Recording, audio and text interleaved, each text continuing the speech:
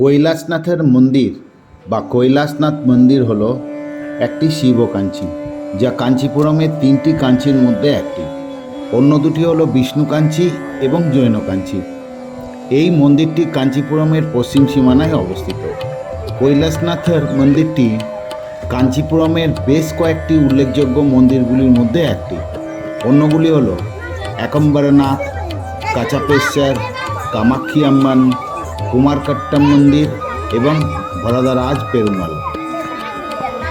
এই মন্দির নির্মাণের কৃতিত্ব পল্লব রাজবংশকে দেওয়া হয়, যারা কাঞ্চিপুরমকে রাজধানী শহর হিসাবে প্রতিষ্ঠা করেছিলেন।